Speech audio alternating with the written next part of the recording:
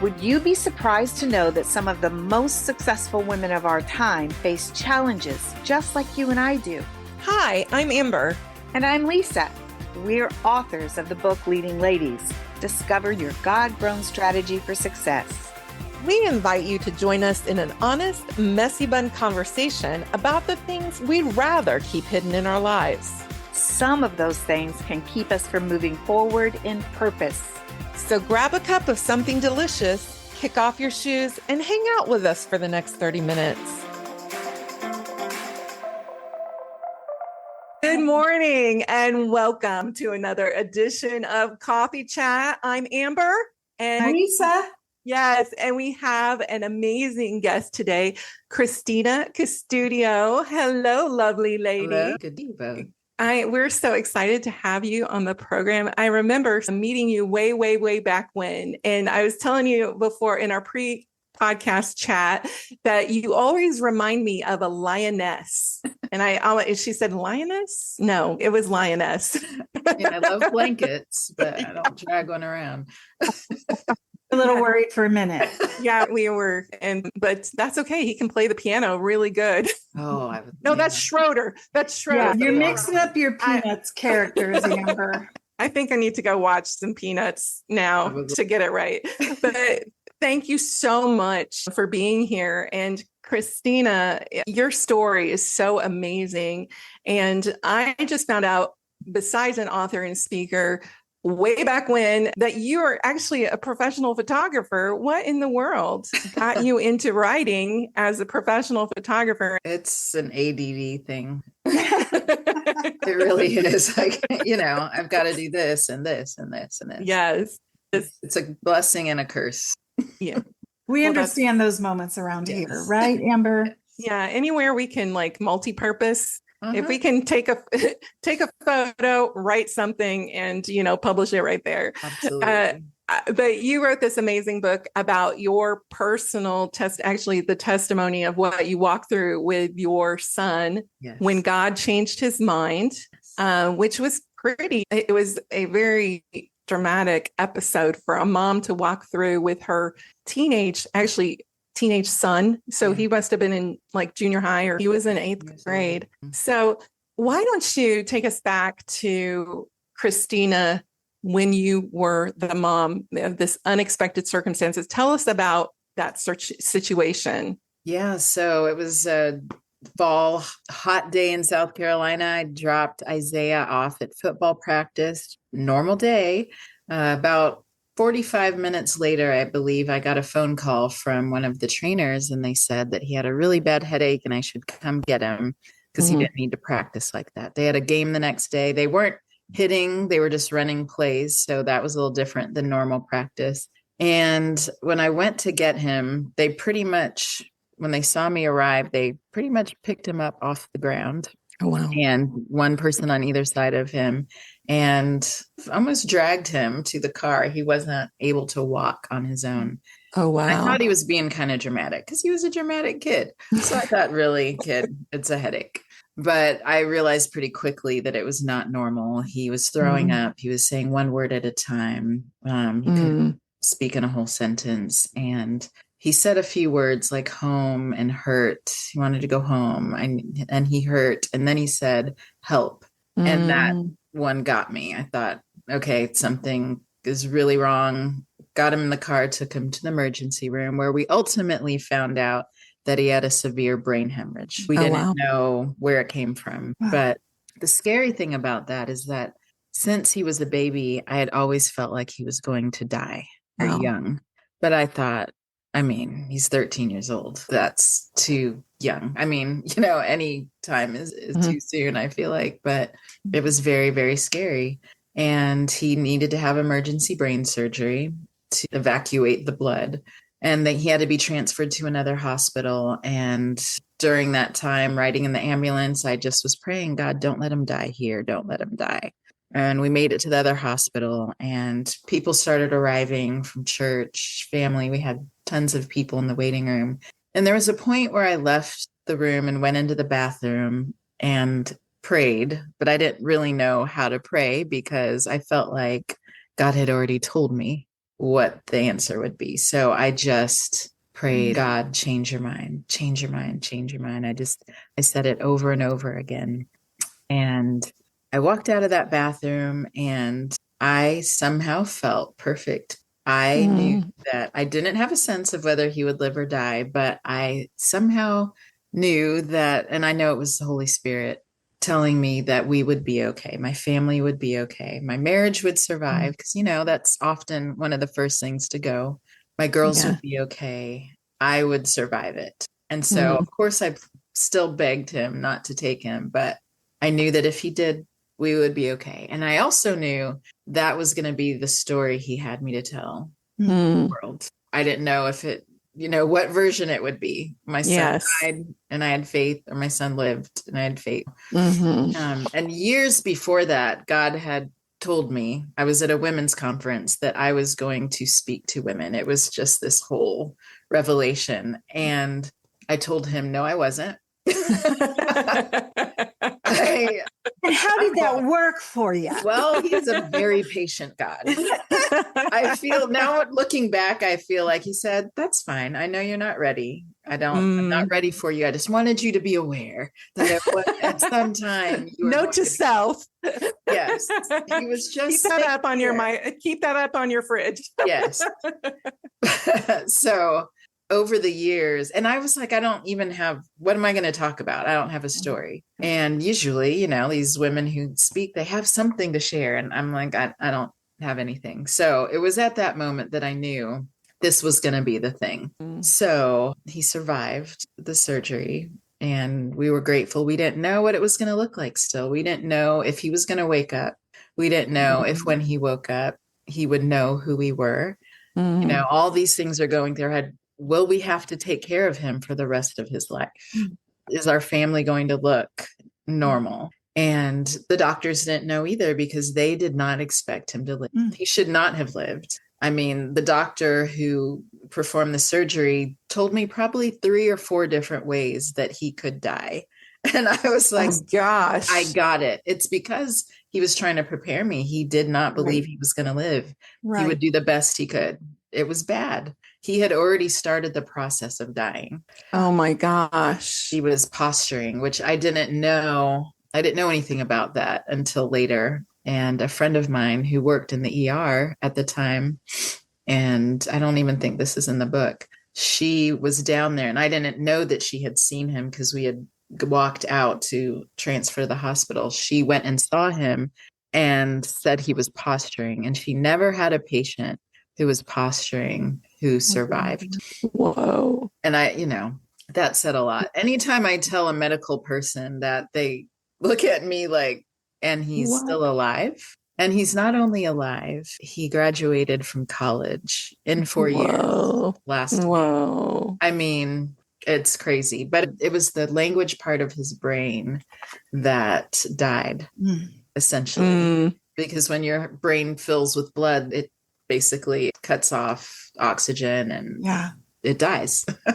So he graduated with a degree in communication. Look at God. The communications part of his brain died and he had a degree. Yes. Wow. Yes. So each day he did better. And there's so many stories. There's so many moments, funny, sad, all of the things. Even though, I share the story and that he survived, there is so much that God did in that time. Yeah. It was hard. I lived in the hospital with him for 44 days.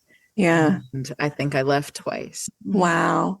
So is anything still impacted? Is his speech impacted? So he's got aphasia, I believe it's called. So he's able to communicate well. He sometimes confuses words and I'll say, Isaiah, say that again. And he can correct himself, but he communicates beautifully. And the right side of his body is still weak, just like someone who's had a stroke. So he continues therapy. He walks with a limp. His right arm doesn't work very well. It's not very strong, but it's the joy that he carries with him and that you can see people are drawn to him. He's just, he's special. He's always been kind of a special kid, just a really tender human. Yeah. But since this happened, the fact that he can have this supernatural joy, even though he still struggles with some things, Right. Yeah. it's just incredible. And he has no fear. He thinks he can do anything. And as a mom, that's really hard sometimes. Yeah. Lisa and I were talking about that. Lisa, you were sharing about that. It's kind of like, with our kids, as they grow up, there's just this natural process of, as moms, watching them grow, watching them become independent the way we want them to, Right. the way we know they're going to. We hope the best for them in that. But it is a different situation. It really doesn't quit. Nothing about you stops being a mom, stops always being concerned, stops always wondering, hoping they're all right when they're not all right. How can I assist and still be independent as a young adult, even as they get older? Mm-hmm. And I would imagine that in that situation, your heart was probably doing some crazy things.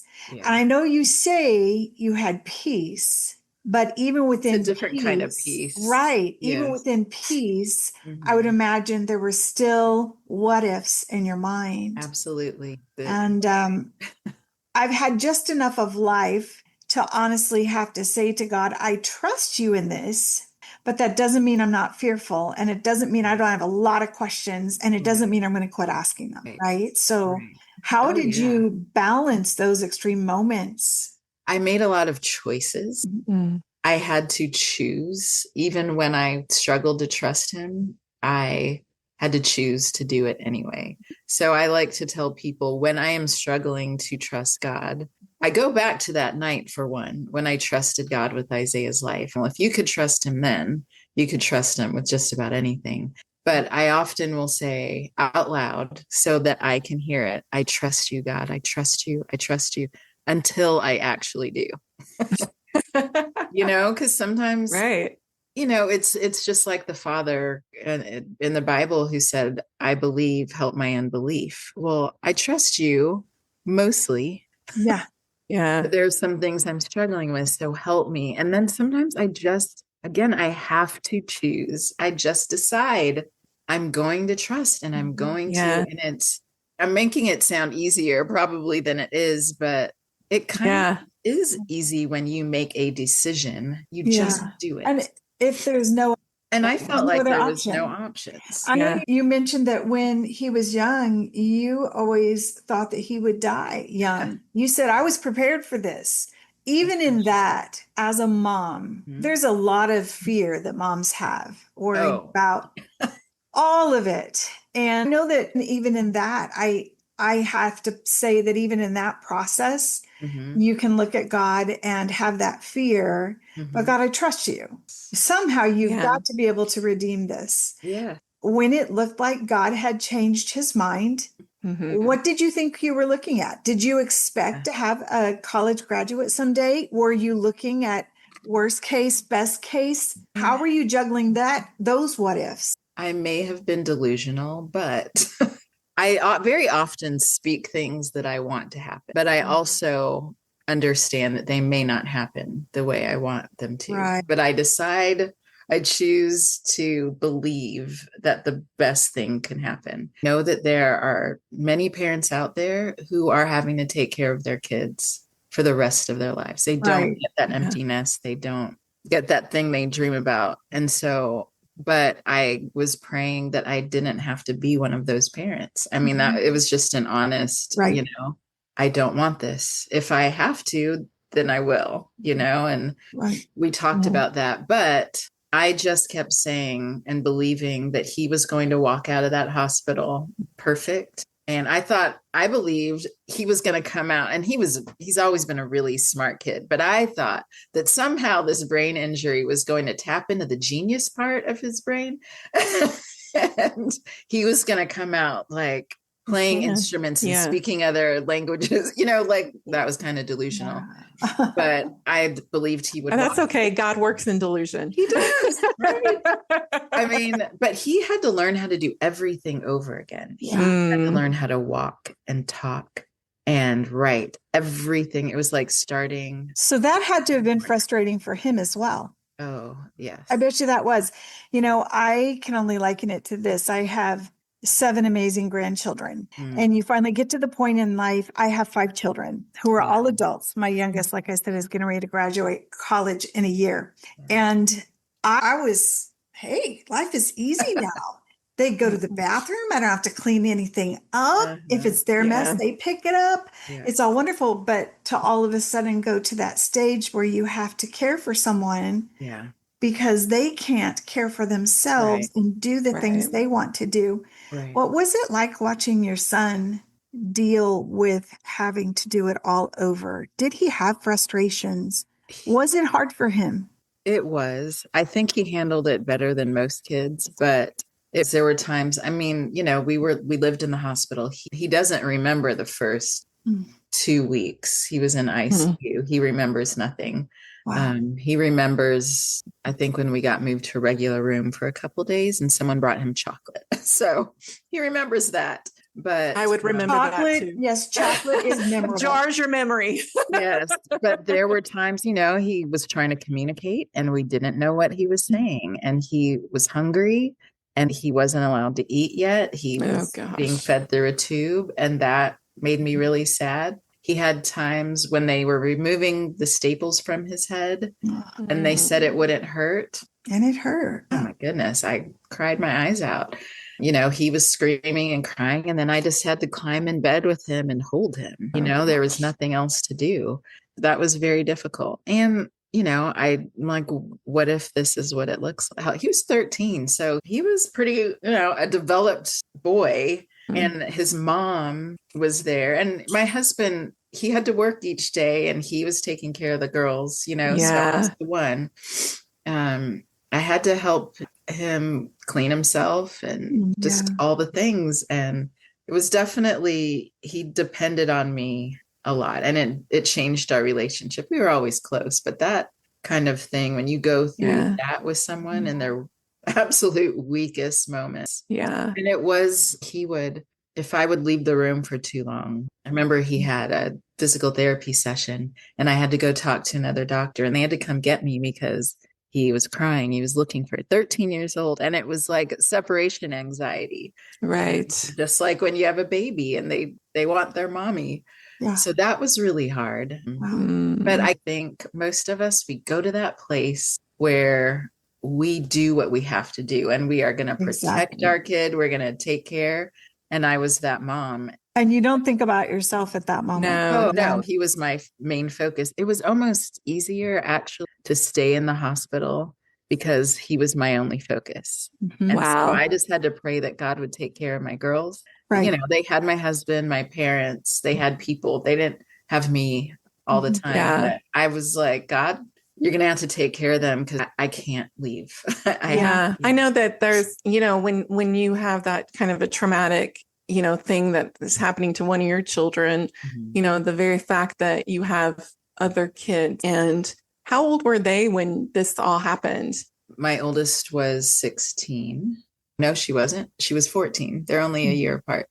She was 14 and the youngest was 10. Did they feel, did you see any indication that they felt that they were like being held as second place to everything that was going on? No, I think they're exceptional kids. Like, people think their kids are great, but they're really exceptional humans, my kids. And they got it. They understood that I needed to be there. They missed me. They let me know that. One night when I came home, I think maybe spent the night at home twice, but I climbed into bed with my daughter and some of this is in the book, but, just got to spend time and she said she missed me. And I said, I'm sorry, I have to be away, but she understood, Yeah, that's so good. Yeah. Their brother almost died, so they got it. I think really the oldest more than the other. When you talk to her now, she doesn't remember feeling scared or thinking she didn't think he was going to die, but maybe she was tapped into something else. Yeah, that's true. That is true. You never know how God is protecting your children, even through some very difficult times, what he does to help them get through that, Absolutely. And she didn't have worries. The oldest did, and they were best friends. Oh, that's so good. They're only 13 months apart. So. Yeah. Tell me about, you said you had your husband taking care of the kids and your parents. What did other people do in that really helped you and helped take the weight off you? They made sure my family was fed. The first night and the first few nights, people brought food. And the waiting room looked like a church potluck. It was amazing. It was one of those cool things, too, where you realize that it's not about you, because there were other people there with their families. They didn't have the same kind of support we did. So we were able to feed them and share our food and share resources. And there was a woman there who was with her, I think, 2 or 3-year-old daughter. And I could tell that she didn't have much. And I think it was just God kind of opening my eyes to what was around me. Like, Christina, there's some other things going on here than you and your kid. So I remember looking down at her feet and I noticed they just didn't look right. And I asked her what size shoes she wore. And she told me, and I said, "What size shoes are you wearing?" And they were too small. So I texted some people at church. I said, "Here's a mom. She's got a kid here, a toddler.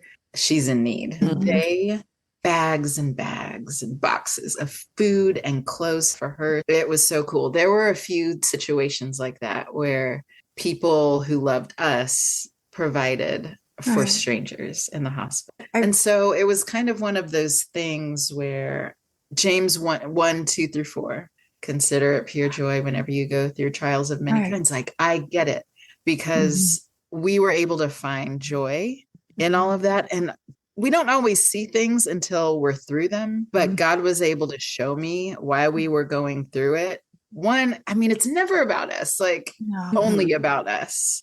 And obviously, there are things we have to learn and experience, but we were able to see it when we were in the depths of it. So, I mean, I was so full of joy that it wasn't wasted. Like, our time there wasn't wasted. It wasn't, God does not waste our pain.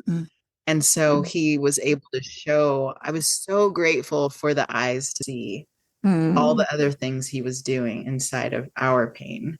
And so it made it easier. And when we open our eyes and really look for what God is doing, realizing that it is never only about us, then it is so much easier to get through things. I was able to have so much joy, and all the spiritual lessons that I was learning that are in the book, there is a spiritual application for every single thing in this universe, every single thing, and we miss it a lot of times. So I feel like there are moments that you're in a space that you have to rely on, because there is no other strength that can come for you at that moment. Right. I feel like something happens where he just turns up the volume on our spiritual senses. And it's so funny, but it makes perfect sense, because I mean, that's what Jesus was here to do. He was here to redeem and restore. Yeah. And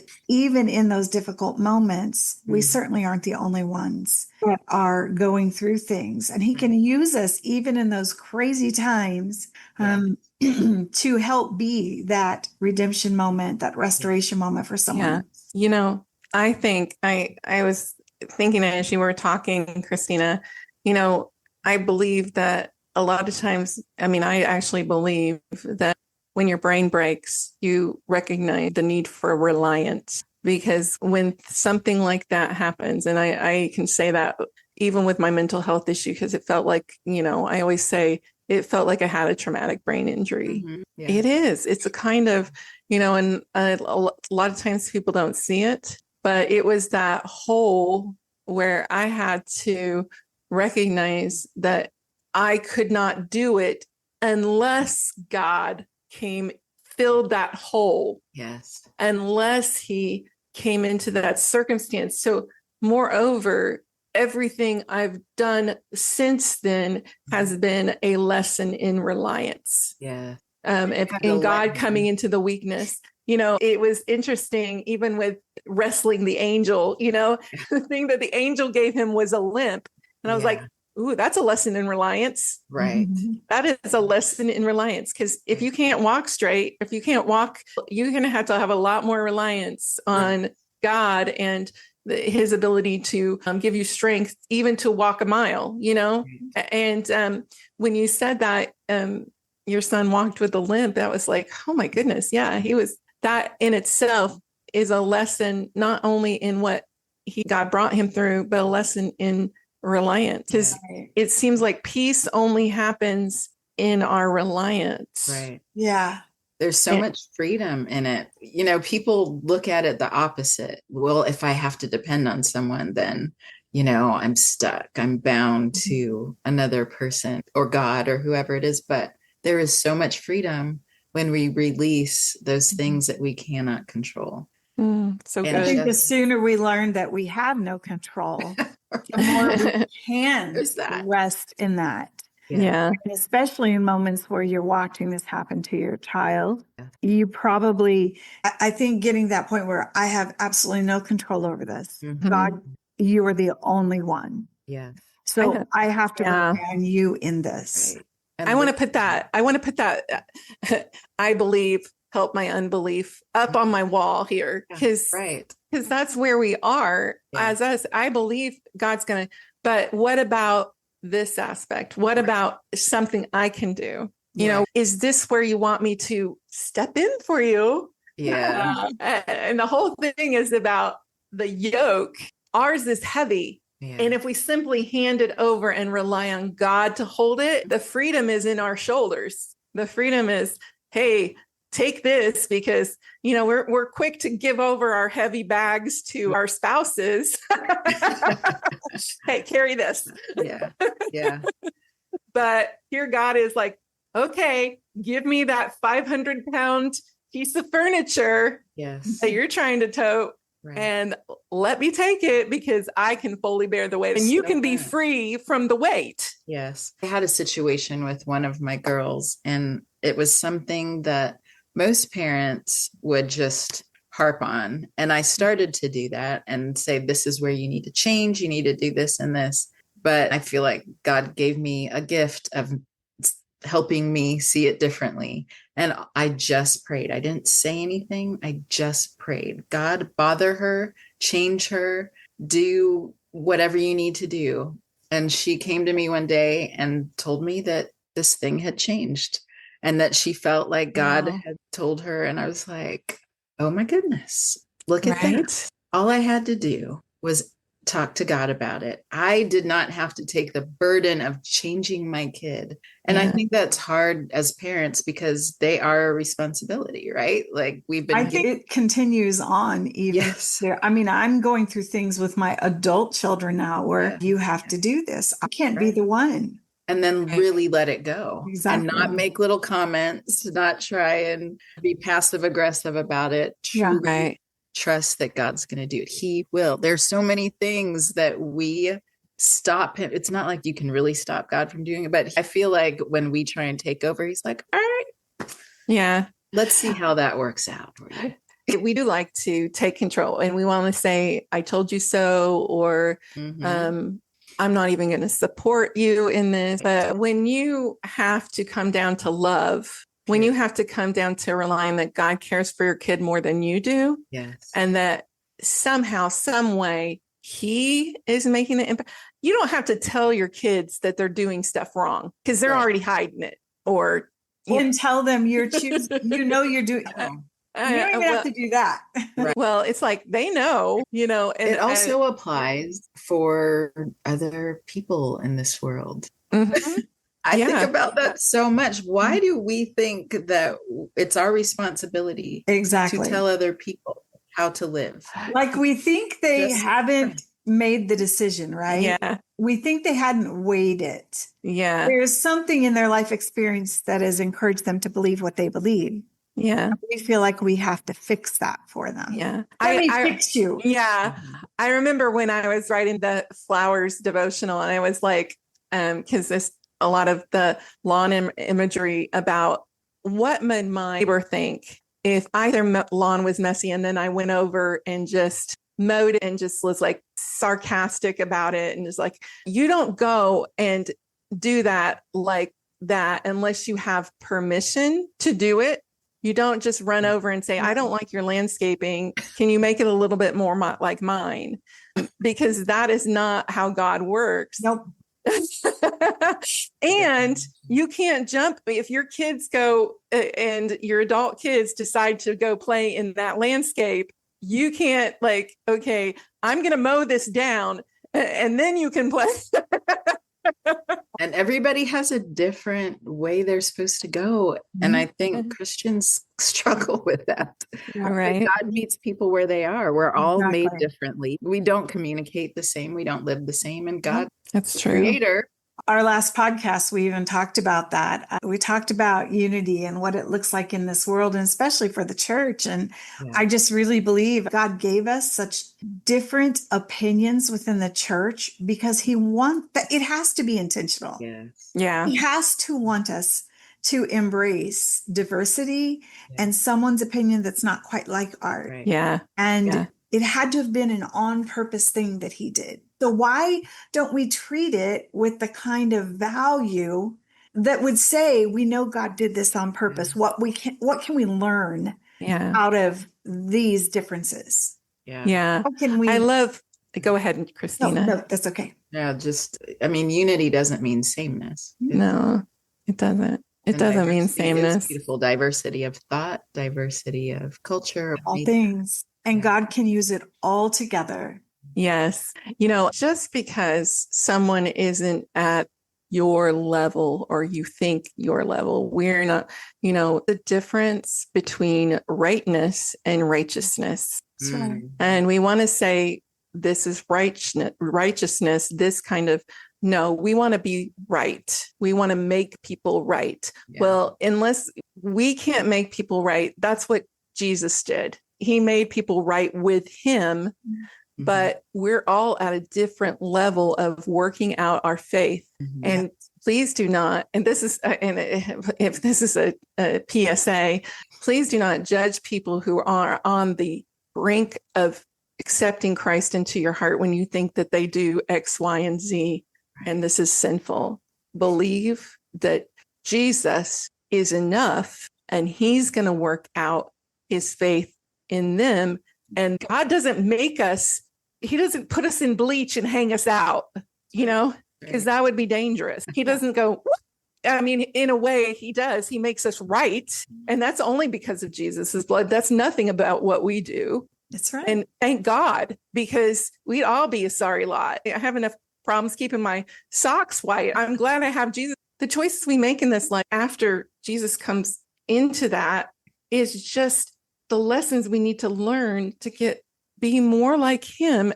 And that only happens with the Holy Spirit as he draws us into certain areas, certain tender areas, certain trauma that we've experienced and says, okay, I want to heal this. I'm not calling this sin because I've already taken your sin. I'm going to pull this out and I'm going to heal this part of you that feels like it's constantly going back to this behavior. And isn't that gentle? Isn't that lovely? God he's pulling up the weeds with the flowers. Doesn't go in and rip out all the weeds. He is gentle and we're not gentle. No. And gentleness is an outflow of love. Yes. And what did God say was the most important commandment is love. And that requires gentleness. Gentleness. It's so simple, that love factor. It should be anyway. But and also he allows us to go through pain, suffering, but it does refine us. It does. I think about my kids and I think all of us, we don't really want our children to have to go through hardships. We don't. But I was thinking about this recently. I don't want my kids to suffer. I want them to sail through life perfectly. But then what would their relationship with him be like? How would they learn how to rely on him? Yeah. Because I had to go through difficulty. I'd be a totally different person if I hadn't experienced this pain with my son. I would not be speaking and writing and drawing others to Jesus because I needed to look outside of myself. I needed to feel pain. And that actually is an act of love, you know, when he allows us, because I don't think he does it to us, allows it. And in that process, the coolest part is if we can remember that he is actually right there with us. Yes. We are never alone. He is always there with us through those moments. And that gives me great hope and great faith, because life continues to life. Yeah. It continues to happen. I said to my oldest daughter, we were texting back and forth, and I said, I sometimes wish you guys were just little again so I could have you all within our house and I could keep you safe. Yeah. But we all know that is not the answer, because there's so much beyond those moments that are such joy to watch our children walk in successfully in life. When they walk into that relationship with God themselves and they start to have relationship with him separate from yours. It is the most amazing ride, and we can't protect them no more than we can protect our own heart as they're going through the hurt and the difficult stuff. But motherhood is a great joy with some of the deepest chasms of fear, pain. I have to remember always, Jesus is right here with me. I'm going to make it through this moment, you know? I love it, because one thing that Lisa has said all the time that has kind of become my mantra in life is life be life. And it's life be life. It doesn't stop. It doesn't even stop when you have all your peeps in your house. You can control it. It doesn't help. It doesn't. Life be life. And when everything you think is important is right within your reach. Right. Then something always comes in. Yeah. And I'm glad that God uses those moments to grow us in strength and build reliance in us. Right. Because goodness knows, if I didn't have to grow strong, if I didn't have to be reliant on God, why would I need him? Why would he even put himself into the equation? Right. That's the thing. He wanted us to be reliant on him because he loved us and he wanted to show up. He wants to show up. And if I ever forget that, I pray, if I ever forget that, God, bring me into a posture of realizing that I need you again. That's difficult. Probably a year or so before everything happened with Isaiah, I wasn't feeling him. I wasn't reading the Bible. I don't think I was truly seeking him, but I knew I needed him and I wanted to feel him. You know, when you just want to feel God. And so I asked him to do something so that I would feel him in a big way. And then this happened. Then you didn't know what you're asking for. I knew what I was asking. I knew that it could be something scary, but I kind of didn't care because that he would bring me through it.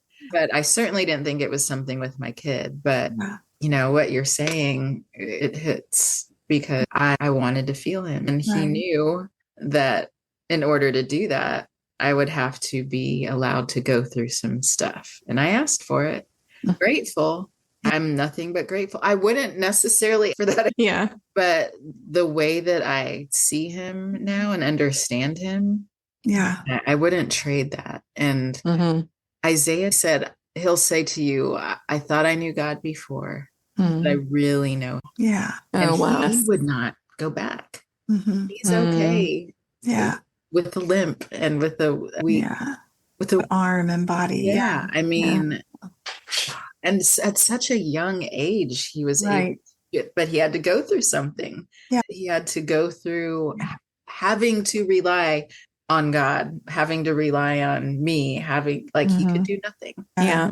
He had no choice. And he has been able to see God in a way that never. And I'm so grateful that he gets it. You know, because not everybody gets it. No. And even sometimes when you get it and you know it, things can happen and you can walk away from that. Right. And he has to bring you back to it. It's a choice. I think it's a daily surrender. And I mean, again, that choice thing. Yeah. And I know people think, well, you can't choose certain things, but you can. Yeah. You can choose to be obedient. You can choose to trust. When you don't understand something, there's so much I don't understand, but I know that I believe God. I don't just believe in him. I believe him. I believe what he's in his word. I choose to believe. Yeah. And, you know, there are people who don't believe in God that may think, that is the stupidest thing I've ever heard. But that is how I am able to be strong. That is how, when people, and I've had Christians ask me, how in the world were you so strong? I would fall apart. I'm thinking, really?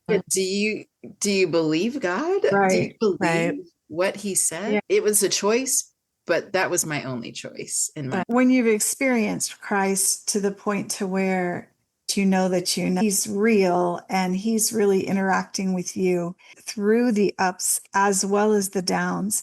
When you have that type of a relationship, you can't deny. And you certainly can't say, okay, Jesus, I want you, but I don't want to take any of that hard stuff. Right. I just want this part over here, because he's shown himself faithful. Right. This walk, he's proven himself faithful. So even though there are moments that could potentially really turn your life upside down. Once again, you're not alone in those moments. Right. Yeah. He has proven himself to be faithful. Yes. Yeah. If we allow him to show us, because sometimes we just reject it. Yeah. And I think about the verse that says, I want to know Christ and the power of his rising, share in his suffering, conform to his death. I mean, what a dangerous prayer, but it is. I don't want to share in any suffering.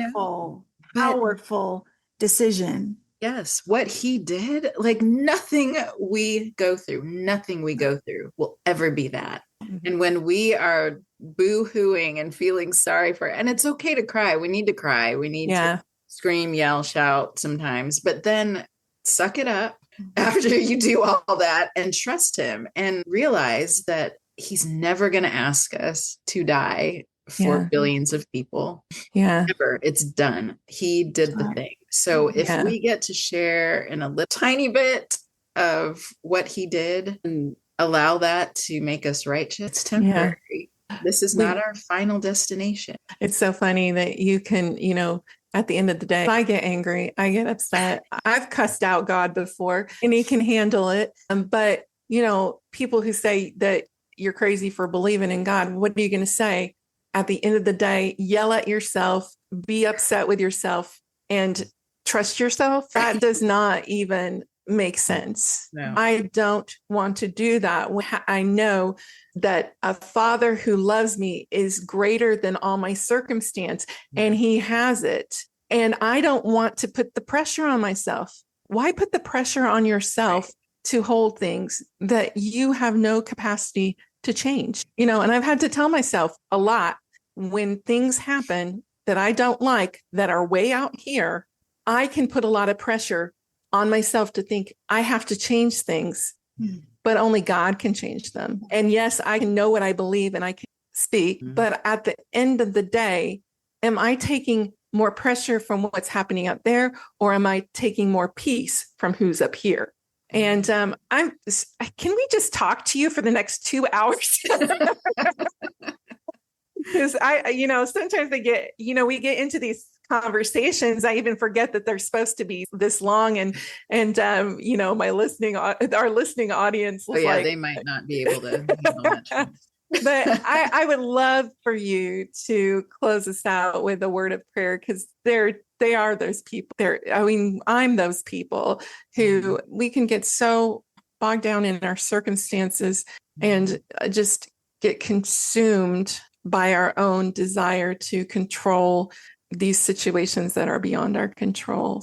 Would you pray that prayer of release for these? Yes. All right. Dear Heavenly Father, God, I just thank you for this time that we have and the blessing of just being able to talk to you. We don't need to go through anybody. We can just come to you wherever we are, however we are, whatever condition we're in, and just hand them over to you.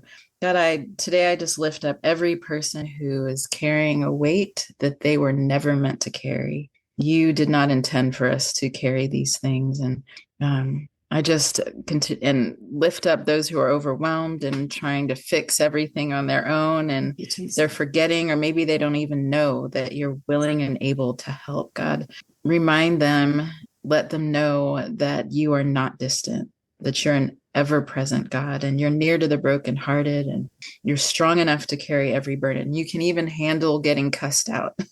So help them to know that they can come as they are, and help them to stop striving, and help them to surrender and control that, quit trying to control the outcome, and just trust you for the results, God. And for those who feel forgotten, remind them that you see them, and they feel powerless, which most of us are, help them feel your strength. For those who are hopeless, and today, God, we know there's so much loss of hope. Help each one of us just hold on to the hope that you are.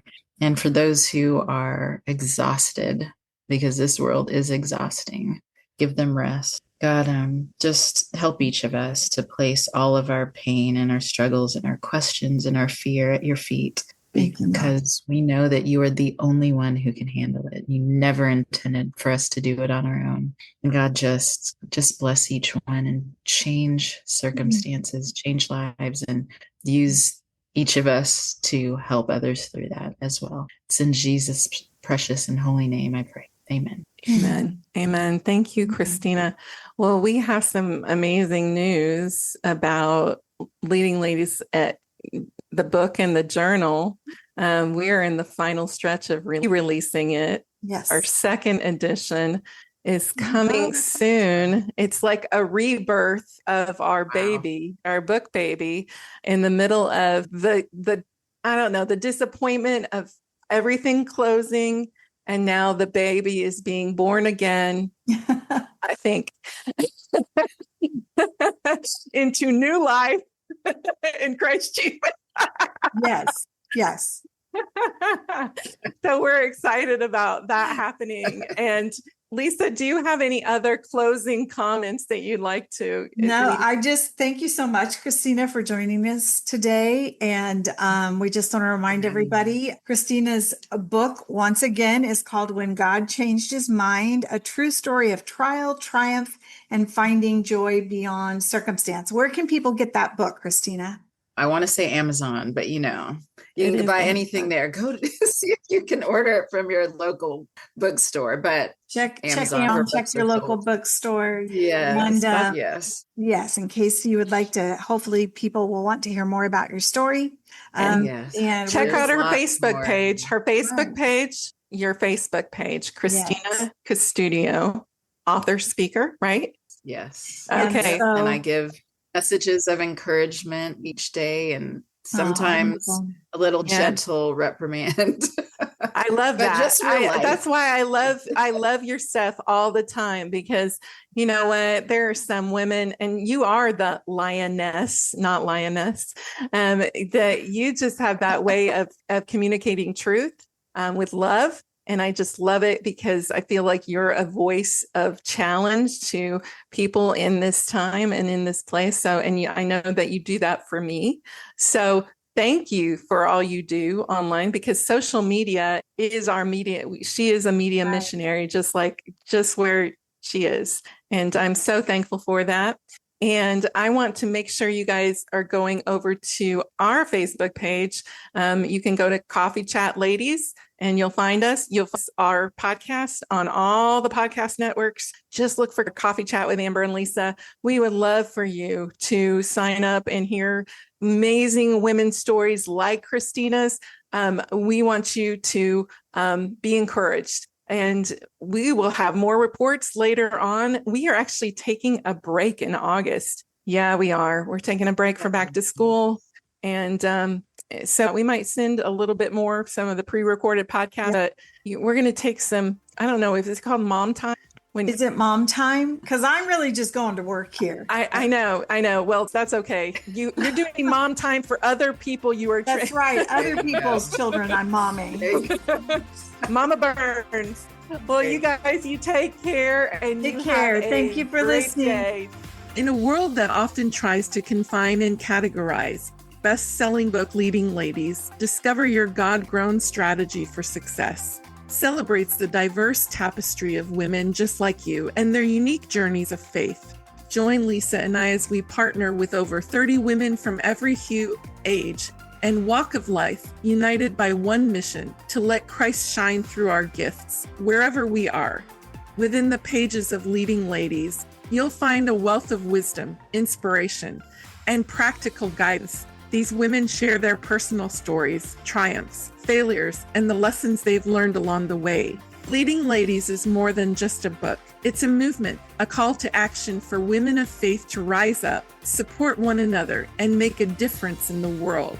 Together, let's celebrate the strength, resilience, and faith of leading ladies from every background and be inspired to let Christ shine through your gifts, wherever you may be. Leading Ladies, discover your God-grown strategy for success. Available now wherever books are sold.